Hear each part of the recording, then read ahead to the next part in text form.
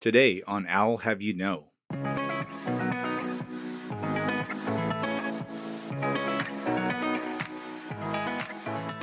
In order to build trust at scale and expeditiously, you need platforms that are one-to-many. So I'm all about building trust one-to-one, but I want to build trust faster. So I wanted to get on a one-to-many platform, such as a podcast. There's many other ways to do it as well. So that was the impetus for me. We are launching a special episode of I'll Have You Know. My name is Scott Gale, and I am here with David Droogleever, who you all know as the co-host of the I'll Have You Know podcast. But we're flipping the script a little bit with David, and we're putting him in the hot seat to give him an opportunity to tell his story and share a bit more about his journey, his experience with rice, and just thrilled at the opportunity to be here with you today, David. No, thank you for having me, Scott. I'm glad we set this up. I'm excited. It's going to be a lot of fun. I am here because I sit on the Rice Business Alumni Association board and helping to look after the podcast, excited about where it's come from and where it's going. And so just want to get to know you better as a host. And so we're going to spend a little bit of time digging in. So I just want to start kind of right out of the gates and just ask you, why do you get out of bed in the morning?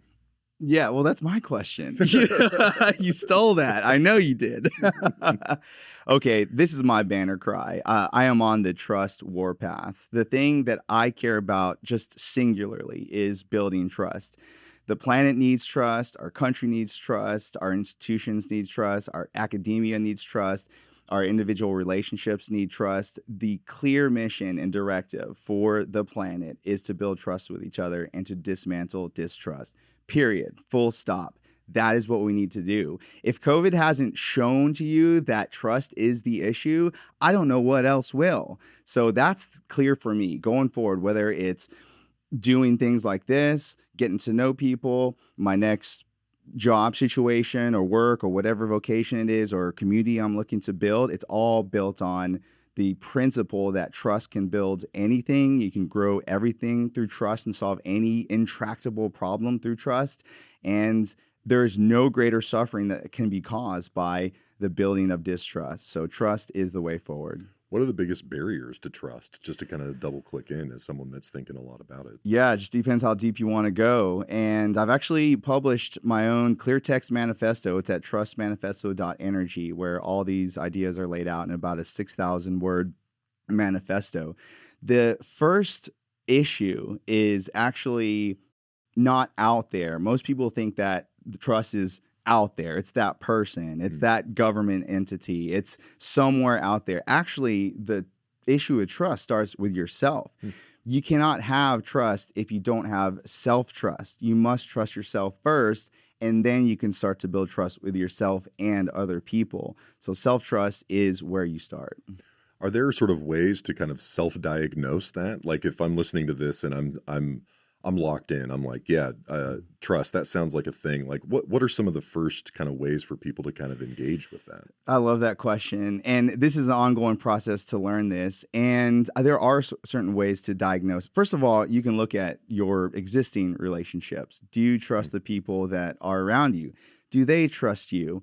And frankly, the fastest way to do it is to just ask, do you trust me? And have a direct conversation around that. And that's what I propose and advocate for in my manifesto. It's a scary conversation to have because you don't want to hear the other person say, actually, right? Some vulnerability is required to step into that. It requires vulnerability. And that is also one barrier to building trust. You must be vulnerable to build trust. Another way to self-diagnose that doesn't require anybody else is how long can you sit with yourself with no external inputs coming in and be still? If you can't get past about a minute, there is something inside of you that you are pushing against. So the more time you can just be still, be mindful, you don't have to do anything. You don't even have to think anything, but can you just be still? That's a really good proxy and direct measurement of how much self-trust you have, of many. This is awesome. A lot of actionable insight. I think for sure we should include kind of the link to in the show notes, and we'll kind of make that accessible. I'm curious here. like trust is kind of the banner cry, as you said. Is there sort of a spark or a moment where that kind of hit your radar as the thing that you wanted to kind of focus on? Was it a series of moments, or can you share a little bit of that kind of spark moment? Oof. Okay. So there's multiple. Of course, growing up, there were moments of trust that was broken. In my corporate careers, there's been a lot. I would say if I had to pick one, being in business to business technology sales, it's very clear to me you cannot do anything without building trust with your customer. You're not really selling anything. You're actually just building trust, because you can't sell anything if you don't have trust with your customer and the organizations don't trust each other. Yeah. So that's the spark moment for me. I'm trying to close multi 7, 8 figure deals. And if the customer on the other end of the line or in front of me doesn't trust me or my organization, nothing happens. So that's the spark for me. When I look at my deals, that if they're not moving as fast as I want, it's always trust. It's always trust, especially at the end of a sales cycle. It's the classic FUD. If you've been in sales for a while, it's fear, uncertainty, doubt, that hockey sticks up at the end of the sales cycle. So if you have enough trust, the customer says, stop talking, send me the DocuSign. But if you don't have enough trust, you have to disentangle the fear, uncertainty, and doubt. So it's really B2B sales for me that became the spark of why trust is paramount. Interesting. And anybody that's been in a sales role understands that, there's always some kind of contract or agreement that comes together, but you can't close every risk, every potential upside or downside risk in a contractual agreement. And so ultimately it's, the other person that you're doing business with. Can you come to an agreement on all those fringe cases that you're not able to sort of capture and put into words in an agreement? I'm interested in bringing sort of together these two worlds, one that you've highlighted around trust and how you kind of the lens through which you're experiencing the world and see the world and building relationships, and that intersection with podcasting. How do those things sort of intersect in terms of how you think about them? Yeah, I love the questions you're asking, because I've spent so long thinking about this already. So you're pressing all the right buttons. So the reason I wanted to get into podcasting, so of course we have the I'll Have You Know podcast. And by the way, if you haven't subscribed already, what's wrong with you? And secondly, I have my own personal podcast I call Soft But Stronger. And I'm doing certain things with that in the future. So there's some things are going to change. But here's where it intersects with trust is in order to build trust at scale and expeditiously, you need platforms that are one to many. So I'm all about building trust one to one, but I want to build trust faster. So I wanted to get on a one to many platform, such as a podcast. There's many other ways to do it as well. So that was the impetus for me. And before that, I ought to have said that doing the podcast is an act of building self-trust. How do you build trust? You do things that you're not comfortable with. You do things that challenge you. And I was not comfortable with hopping on the mic like I am now. This is like, I'm flowing, baby. And so with my personal podcast, I was a little jittery on that first episode. In fact, I didn't want to push it out. But after I kept burning those reps, I was building more and more and more self-trust. So putting yourself out there, being transparent, being vulnerable, which is what happens on a podcast, that's a trust building project. So with yourself, and you're letting other people know who you are, what you stand for. So you're building trust with people that are tuning in.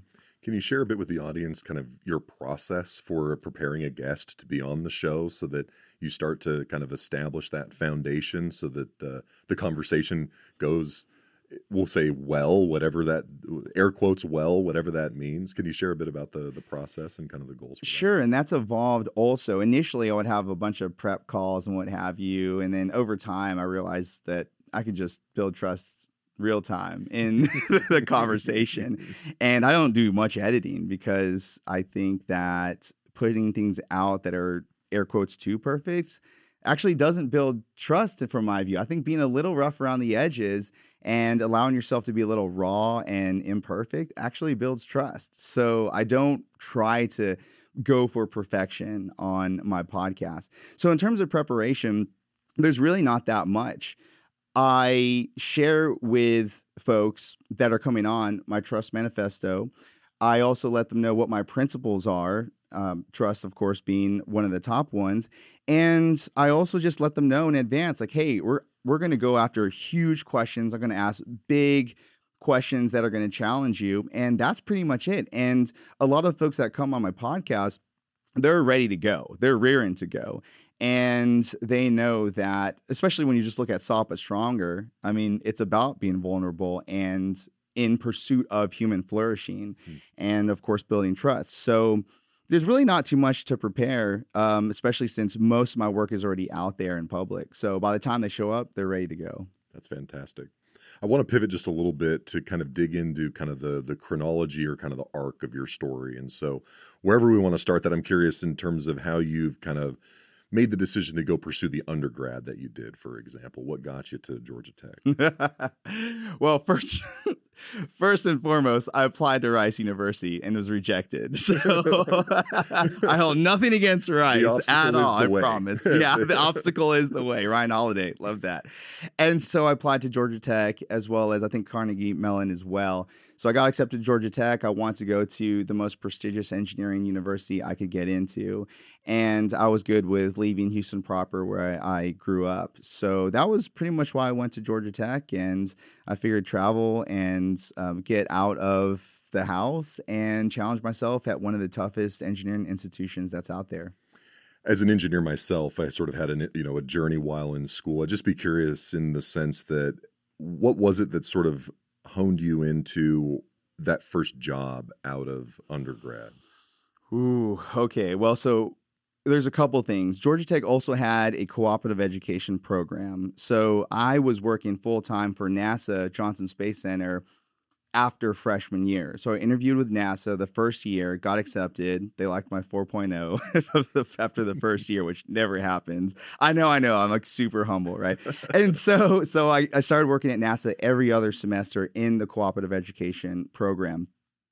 In 2003, after my second year at Georgia Tech, I got accepted into the NUPOC program, which is Nuclear Propulsion Officer Candidate Program in the United States Navy.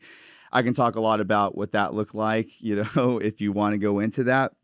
But that's what I decided to do since I didn't want to work at NASA after I graduated. So after I graduated, I then went from NUPOC to Officer Candidate School out into the Nuclear Submarine Force. Why the Navy? Because the uniforms are cool, man. White, sexy uniforms, All jokes aside, I thought that as I was in good health, I was of sound mind, and I wanted to do the hardest thing possible, literally. And when I started learning more about the military and the submarine force, particularly the book Blind Man's Bluff is one of the most amazing books about submarines out there. And it shared some of the stuff that had been classified for a very long time. And I said, that sounds cool. That's novel. So I wanted to do what was hard and what was novel. And so I bird dogged it for the United States Navy. And also when I found out that in order to get in, you have to interview with a 4-star admiral. It's the only job in the military. You have to personally interview with a 4-star flag officer to get in. And it was Admiral Skip Bowman, March 20th of 2003, that I interviewed with him at Naval Reactors in Washington, D.C. That was really exciting. So I knew I was into something big when I was going through that process. So I said, let's do it. I'm ready. That's awesome. Did it live up to those expectations? And more. I signed up for a lot. I bit off definitely more than I think that I can chew. I learned a lot in the Navy, and in the end, it was best to move on to corporate. How did all of that experience prepare you for an experience at Rice and sort of all of the subsequent things that you've gone and pursued? Yeah, it's really all about leadership, and leadership is about building trust with the people around you. And what I saw in the command that I was at was a meltdown of trust. And when the people that you're working with are challenged with trusting each other, it gets very dangerous, especially when you're operating a nuclear reactor. You have to trust the character, the integrity, and the credibility of the people that you're working with. The beauty of the nuclear Navy is that by way of the structure of how people are trained to get in. First of all, they only pick the best of the best. So that's thing one. Thing two is the training and is so rigorous and arduous, and it weeds out the weak. And so by the time you start to work with people, you don't know anything about them, but you know that you've gone through very rigorous, arduous accreditations to get to that point. So what is that process I just described? It's a process of building trust with each other, because you can't sit down and get to know each other for 20 years before you say, okay, now you can push the big red button. You have to trust each other the second you start working together. So that's the thing I learned. Leadership is building trust. And when you have enough trust, you can do things like operate $2 billion warships with basically a skeleton crew of 135 people or so. And that's an amazing thing. All right. So tell us a little bit about just sort of your connectivity with the Rice community and kind of how that has evolved over time, and what is special about that in your mind. First and foremost, it's a prestigious institution to be associated with. So that's the obvious, right? That's why we're here. The second thing about it is, and this is the thing, when I was in business school, what did I focus on? Was it academics? No. In fact, I told myself I just wanted to make straight B's. Why? Because anything above that is I'm taking away from networking and building relationships. So the first thing, and I know it's so cliche, but it's the relationships. I want to go in and make lifelong friends, and I have done that. And so, of course, that's the most special thing to me. The second thing is what we're doing right now is this. When we talk about the power of the Rice business community, this is it. It's happening right now. So the fact that this happened so fluidly, starting from 2 years ago when we started this, and now we're here in this amazing studio recording, that's the power of Rice business right there. And we can do so much more too, oh, by the way. So that's what's special to me when I think about Rice business. I take the opportunity to kind of shout out to the Digital Wildcatters for hosting us here at their site, and we're using their facilities. And so for those that aren't plugged into the podcasts that are available there on the Digital Wildcatters platform, we'll make sure and put some of that in the show notes as well, just as an appreciation for letting us come and hang out. They've got one of their energy tech nights tonight, so they've got a little bit of a skeleton crew as well. So it's awesome to be here. I want to round out the chronology a little bit and just kind of, you've been on what you've kind of described as a radical sabbatical for a couple of weeks and months, and we'll say, as you look ahead to kind of the future, what's next for you, David? Well, it's interesting when you can do anything. What do you do? What do you do? And so I've done the podcasting. I've been in cybersecurity and sales. I've done professional services. I've worked in government and the military, so on and so forth. So the ideal next move synergizes all of that. And so there are a couple options. I think one option is to go deeper into helping the veteran business leaders out there that are in tech. So I'd like to work with more and more startups and early stage companies and help to build out and flesh out their sales strategy. That's something that I would very much love to do. And I'm in a very unique position where I could work with a large amount or a portfolio of companies. And frankly, I'm not an inexpensive person, but equity is very appealing to me as opposed to cash. So at this season. So I think that would be really, really great. And similarly, going into venture capital and doing something similar would also be of interest to me. The thing that is even of more interest, going back to the first topic that we chatted about, is this a high trust organization? Do the leaders have trust as one of their top values? That's the thing I care about the most. Then we can have a conversation around how we can accelerate your organization. There's also a great book out there, just a little nugget for folks tuning in, is The Speed of Trust by Stephen M.R. Covey. So the son of Stephen Covey that you're probably thinking of. Mm-hmm. Awesome book. I definitely recommend reading that. So when you infuse your organization with trust, every business metric that you could possibly care about ratchets up or gets optimized. And this is what I want to do with business leaders, is to put that front and center. So that's the only thing they're thinking about all the time, because it really is the only thing that matters. So whatever it is I do going forward, it's conversations about trust with leaders that have strong influence over large groups of people. And I want to have conversations just like this. That's what I really want to do. Awesome. Looking forward to seeing kind of where the next steps kind of take you. I think that's fantastic. Is there anything in your journey that we haven't touched on? I want to dig into a few other things, but just sort of, I like to just think about the chronology. Are there, you mentioned you grew up here in Houston, you've kind of been in the Texas area, went to Georgia Tech. Any key sort of inflection points along your journey that have sort of pointed you in the direction that you're on today? I think it's the confluence of everything. The one that we haven't touched on is jujitsu. Okay. So I've done Let's 13. talk about that. Yeah, let's talk about it. So I've been training jujitsu for about 13 years, give or take. And I got my black belt from Professor Alan Moeller at Moeller MMA MMA is mixed martial arts in Dallas, Texas last year. Great respect for him as a leader, as a community leader, and of course as a jiu-jitsu practitioner. And jiu-jitsu, like trust, infuses and colors everything that I think about. Why? Because jiu-jitsu is not about just beating people up. It's not about breaking bones or choking people out. It's a philosophy, first and foremost. And I know I'm going to get so many eye rolls for saying that, but if you go back to the history of judo, there's a great book called Mind Over Muscle by Kano, last name Kano, Kano. And jiu-jitsu came from judo. So really, it's just a next milestone in the progression of the martial art. And what is it really about? It's about creating the most leverage with the energy that you have available to you. So it's really about being more skillful with your energy. And you can apply this principle, of course, on the mats, in a fight, in business, and in also your personal relationships and everything in between. The thing is, we have one life that we know of, and we have only so much energy.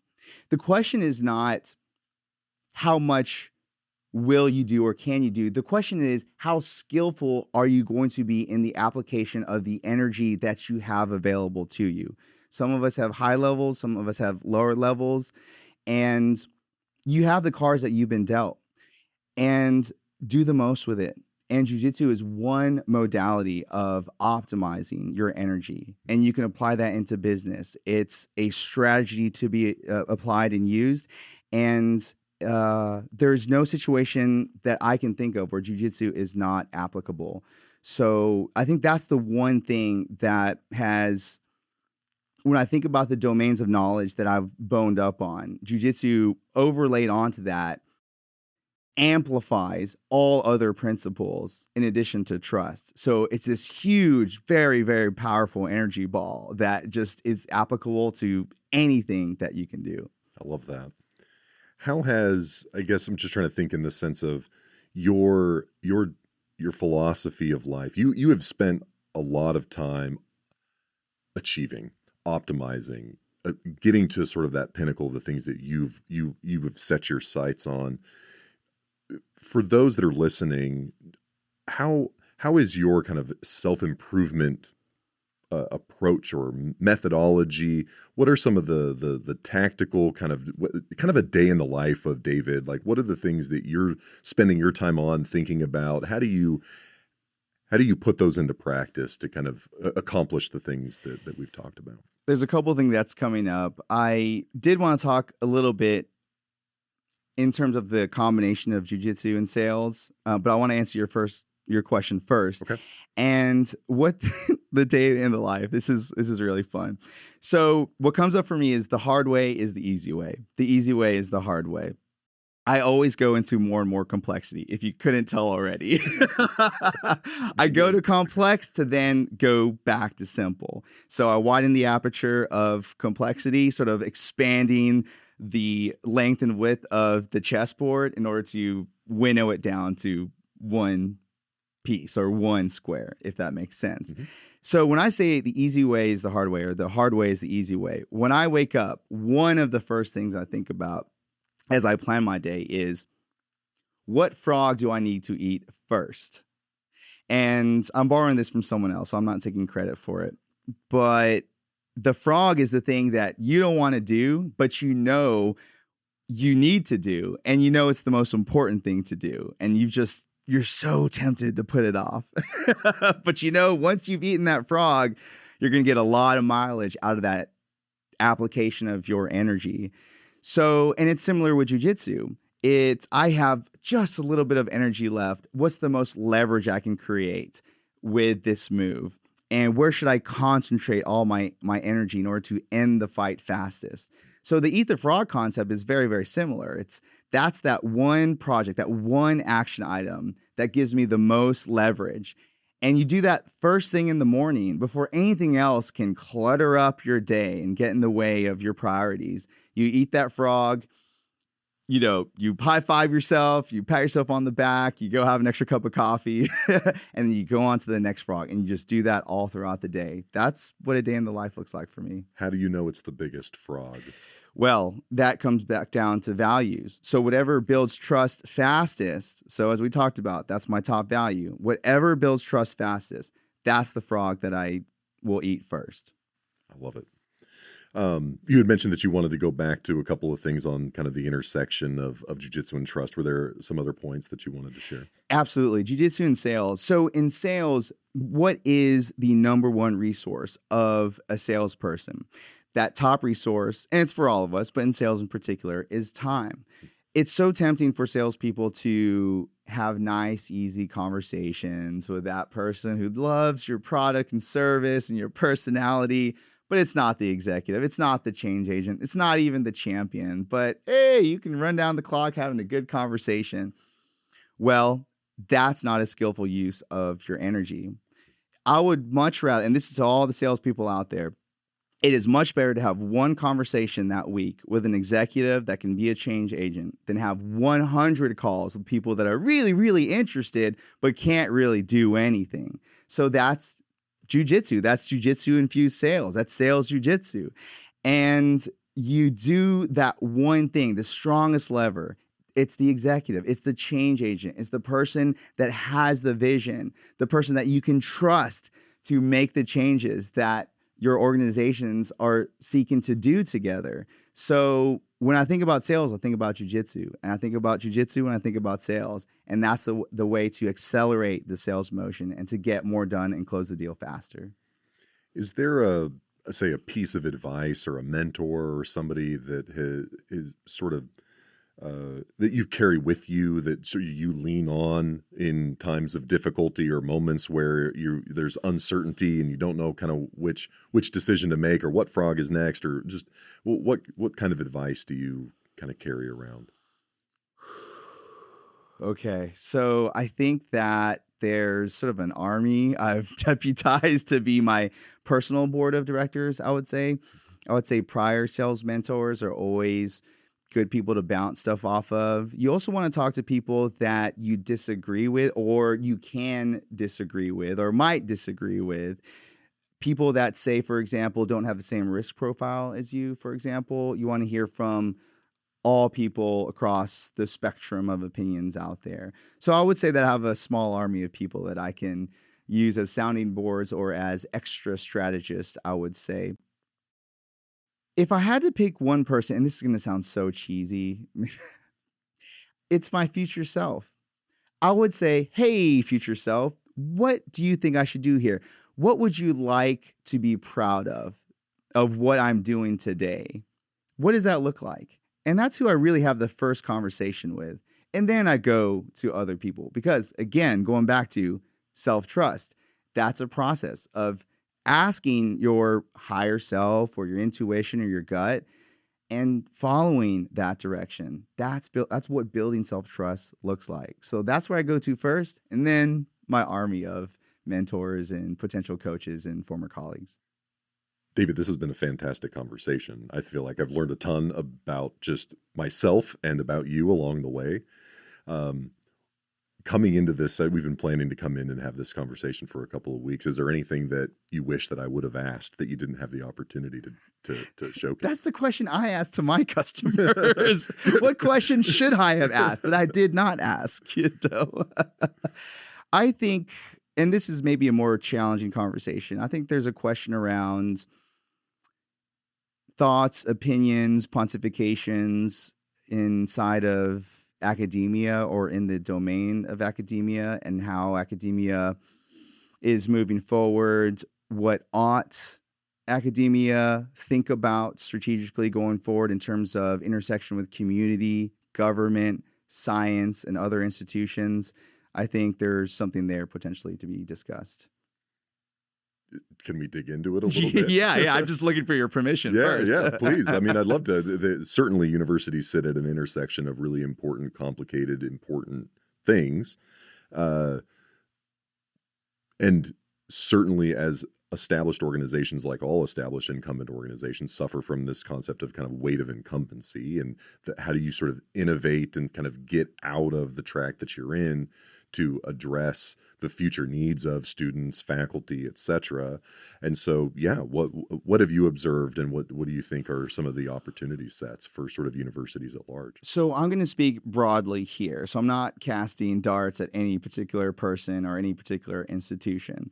What I am seeing from my particular vantage point is the lack of leadership and sort of respect for what academia and the university once was. It used to be, starting about the 1100s, a bastion of a safe space to develop knowledge and to pursue knowledge without having to worry about, where's my next basket of corn or wheat going to come from? How am I going to eat that day?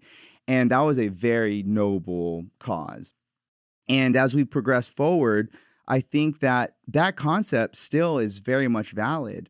And for academia to be relevant going forward, that protective layer for people that are pursuing knowledge must stay there. It must stay there. This relentless pursuit of the bottom line and the profit doesn't carry the day anymore. It's not going to cut the mustard in terms of what we need for humanity to evolve and progress. We need people that are not concerned about being censored, not concerned about free speech, not concerned about, does this fit into a larger agenda? People that can pursue ideas that are going to protect the species going forward and create a better future. We must have that. And so we must get back to being an institution that is creating the future and is not reacting to what is happening writ large. That's what I would like to see. And I think that starts with conversations with leaders in academia, with folks like ourselves, with board members such as yourself. Come onto the podcast. Let's talk about it. What are the talk tracks and messages that need to get out there, that need to get at the forefront? Rice and its ilk need to be at the avant-garde of the progression of humanity, not at the back. We need to be at the tip of the spear. And that's my message.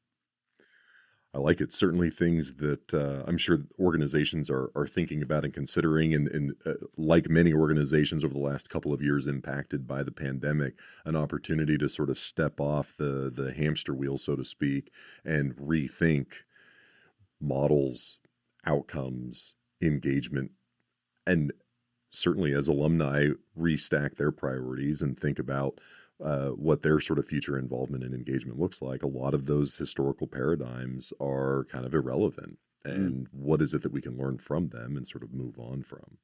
Something that comes up for me too, and this is tangential, but on the I'll Have You Know podcast 1, which is my personal favorite with Bethany Andel, she talks about conscious capitalism. And this is exactly what I'm talking about, is thought leaders like Bethany that are going out and saying, again, the bottom line is not the bottom line.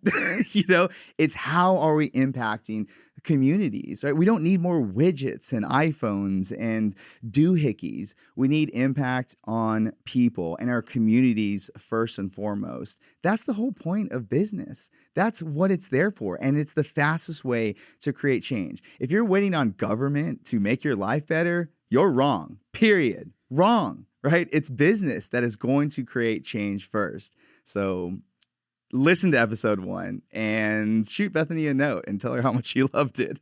She was awesome.